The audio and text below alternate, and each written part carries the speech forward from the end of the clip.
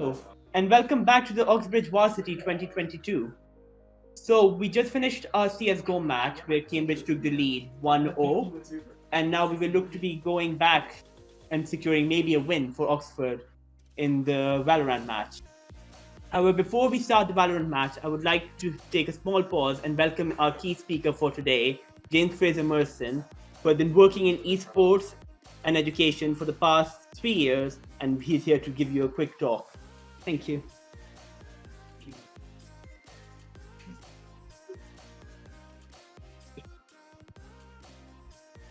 Thank you. Thank you very much, Samir, for having me, and for those of you who are here and able to watch online, thank you for your time this afternoon. This will be quite an interesting talk for me because normally I'm able to kind of have conversations with, particularly with education, senior leaders, trying to understand the purpose of esports and gaming as an industry and as escapism and as an entertainment industry, or into kind of professional industries where we're looking at trying to get similar arenas like this, but around Europe, if we're very, very lucky, and certainly within the UK. And obviously this space is a good example of that. So my speech today, you'll be delighted to know, will be relatively short because you've all got some exciting gaming to get on with, but also to a certain degree as well, it will be telling you some things that you already know. But that's not a bad thing, because if I can take anything from today, it will be asking you, within your age group, to help those that are coming up to understand esports within education. So one of the many hats that I have here within the esports industry is that I was very fortunate enough to help write the first ever esports BTEC that was launched 2 years ago. So I am, in that respect, I am a national trainer for Pearson and for the British Esports Federation. So nationally, I go around and I try and convince universities, schools, colleges the purpose of gaming and esports, as I say, for a career, in conjunction with a traditional career, or also why it is obviously, and particularly now, the biggest industry globally. So as I say, I will be telling you things that you already know. All I will ask is if one or two of you have siblings or friends, younger people that are looking at esports within education, whether that's a BTEC, and I'm well aware that I'm speaking to students from Cambridge and Oxford, what you can do to kind of help push that along and to kind of go against stereotypes and to help push these really exciting, incredible industries that we're all in at the moment. So the people behind me are really important with my job because they are some of the teachers I have at Queen Mary's College. So all of us there are called technically esports teachers. None of us have an esports degree, and I'm not going to talk about the esports degree now for a whole load of reasons. But I will say that they've all got traditional backgrounds of business or sports. I read English literature at university. You've also got people there with a media background and some of all of that. And so what that does is to show our students that to be involved in the esports industry or to be involved within the esports sector, if you will, we're not expecting from our students anyone to have X amount of experience within that. For the most part, you're all here today and have been involved in esports in some form or another because of your passion and excitement for this. I won't know, nor will I care in the nicest possible way, whether you go and work in the esports industry after today or in a year or in 2 years or 3 years' time. But what you're doing right now is pivotal to the rest of the industry, particularly within the UK. So in that respect, I am very, very grateful. One of the other things that I do, and one of the other hats that I wear, I also work for Yoyotech. And Yoyotech are one of the leading providers of gaming PCs in the UK. And since January, we now also build out gaming arenas both within the UK and Europe. We've just done the Newcastle United gaming arena, which is great that Premier League teams are starting to understand the importance of esports there as well, because that arena is also used for training camps and boot camps for the local public. And for those students who have come from what's called a NEET background, which stands for Not in Education, Enterprise or Training. So you will all know, based on your various backgrounds, that one of the great things about esports is the fact that it is a complete leveler for anyone and everyone. In terms of your background, your ethnicity, your emotional state, demographic, the lot. That's one of the things why we find esports to be so exciting and so rewarding. And again, we need to encourage more and more people to do that. One of the reasons why you've got this photo here is because I always make sure that at least one of my members of staff identifies as non-male. Okay? That is something that we all need to do to increase that and promote that. And looking around the room, something that we could all do a little bit better with as possible as well, to make sure that it is seen as something that is replicated based on the 30%, 48%, 50%, 52% of non-male gamers, however you wish to look at that. Okay, so that's something that we also want to teach the 16 to 18-year-olds that come to our college and come to the talks nationally. We've also been involved in helping write the first ever Duke of Edinburgh Award. And that's one of my students there, Hannah. That's in the background of the arena that we have down in Basingstoke. The words you can ignore. I'm fairly confident we know what esports is. But you're now finding that the D&D are also interested in esports. So maybe the right people at the right time are slowly but surely understanding the value of this industry. Something else I would like your help to do is, where relevant, is put me in touch with your leaders and senior leaders, both within Cambridge and Oxford, if you wish, so I can continue to push the good message that you guys are promoting right now. I would like this, with your help, to get a better understanding, better financial security, and better help to make sure that you guys also have gaming arenas or gaming hubs on your own campus. It is achievable, they do have the money, but we can also help them get an understanding of why this is relevant and exciting. I'm not going to go through all of the details and the facts and the figures. I don't think I need to do this to this audience, as I say, because this is about the journey of what we've done 2 years ago when we launched the VTech. But it is useful to understand, as I say, the careers and the trajectories. You will also see in further slides as we get down into this that I have been fortunate enough to work with Excel. Yoyotech are the leading, well, the only providers of their gaming machines, and they had a pretty good night last night. And you'll also see, as and when, I hope you can follow me on socials, the esports teacher, we announced a partnership with Fnatic 24 hours ago. Pretty happy with that. And the reason why Fnatic are on board with what we're trying to do with education is for the very obvious reasons that I keep saying. Okay? Talent needs to be nurtured, but it needs to be nurtured well. My young adults at sixth form, they are constantly, if they've got their DMs open, being circled by people who want to take their talent and either magnify it for my students' benefit or for their own financial gain if you're seen as an agent. This is something we need to be aware of. This is something we need to be able to help young people, maybe like yourselves as well, depending on how good and amazing you all are, of course. And also the fact that working within the esports industry does not mean that you are necessarily just a gamer. So to be able to work with Fnatic is fantastic. And of course, within that will come opportunities for students and maybe yourselves in terms of work placement, experience, all of that. If I can help, give me a shout at the end of this, any questions, what have you, and I'll do what I can. This is a slide that's really useful for senior leaders, and it's also really useful for those that are looking to get into careers or trying to tap into the talent or that you guys have. Okay? Between everyone in this room, realistically, I'm probably the last person you would pick for a pub quiz. Okay? I'm well aware of who I'm looking at this precise moment. But you've got your rewards through hard work, no doubt. Okay? But also being able to work with Excel and Fnatic and also Guilds last year is through hard work and due diligence from myself and my team as well.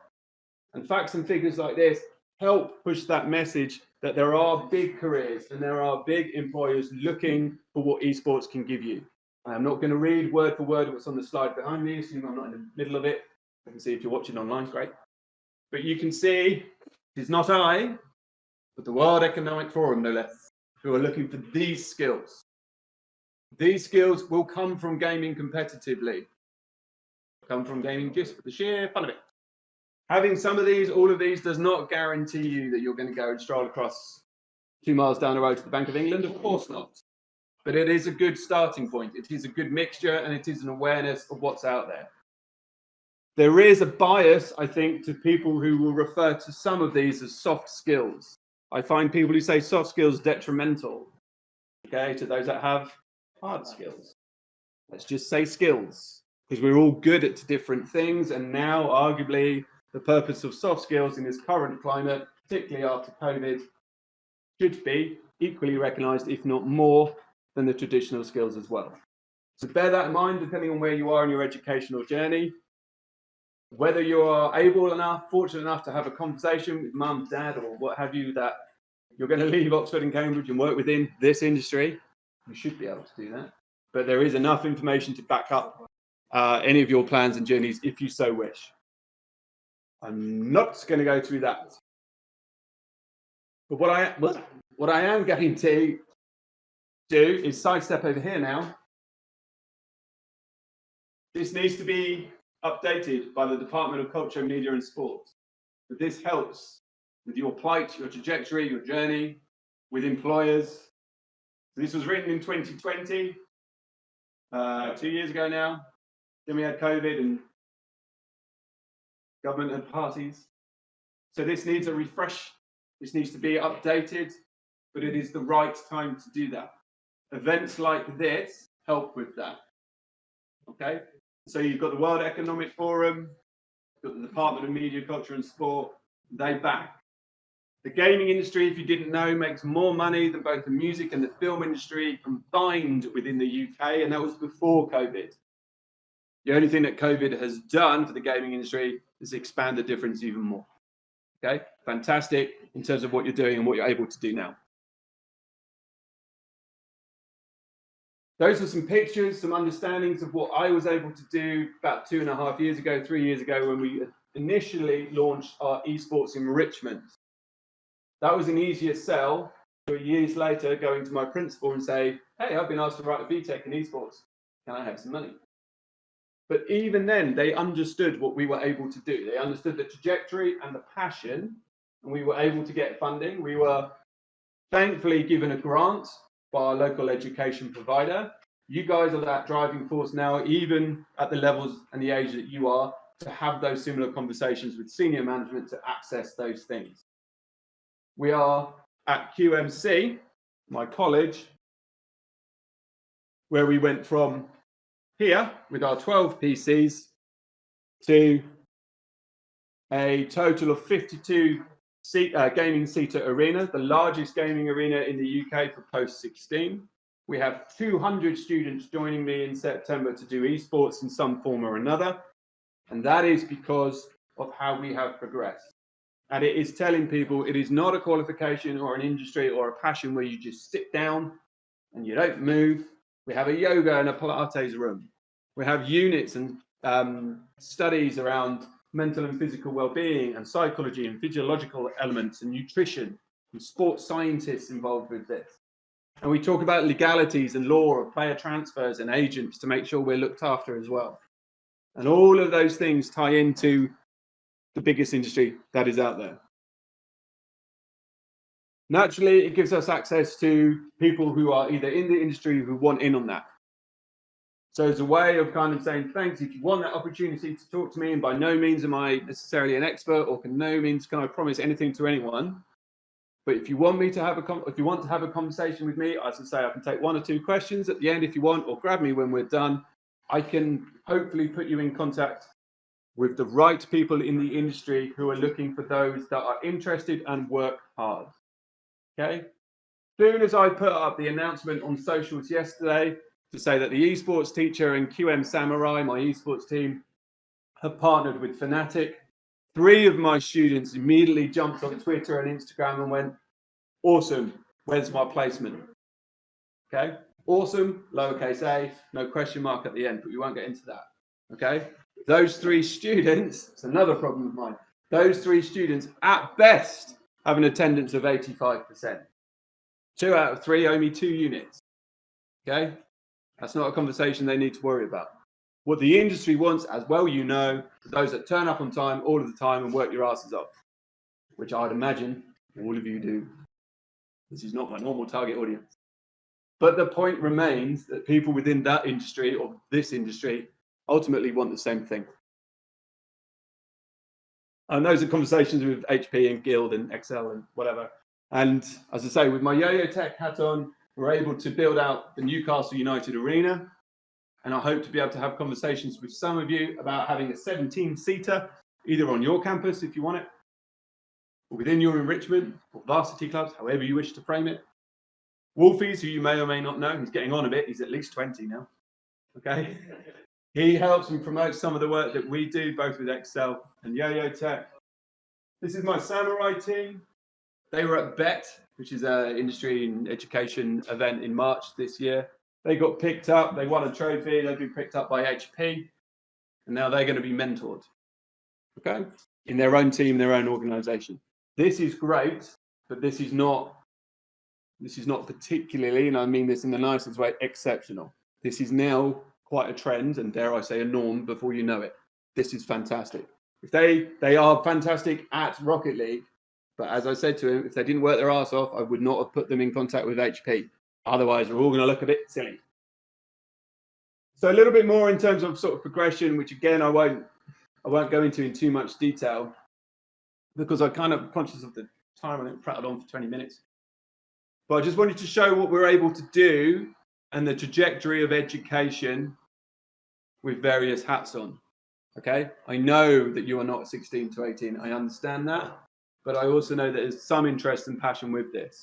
And as I say, we've got the announcement as of yesterday. That's my lot with Fnatic and Yoyotech with Excel. These are opportunities that are only going to grow from that. And so therefore, it seems fair. I'm old. I mean, God, they don't want to work with me, right? But it seems fair to be able to kind of offer those opportunities to anyone who is of interest. And so I won't play that. I imagine you've all seen that slide 1,000 times. But great leveler and anchorage for parents, those within employment, and senior leaders at any level. This is not the be all and end all. You don't have to do one of them. You don't have to do any of them. But the trajectory and the journey is there if you wish. And that's pretty exciting. And I like to be followed, okay, in a non-creepy way. If you are interested and you want to drop me a sort of message or a DM, knock yourself out. If I can reply, I will. I tend to reply to anything and everything. But go and have a look at what Yoyotech are doing. Go and have a look at what we're able to do within the education sector. And if I can help with anyone, not that I will ever promise to do that, if I can help with anyone, I will happily do so.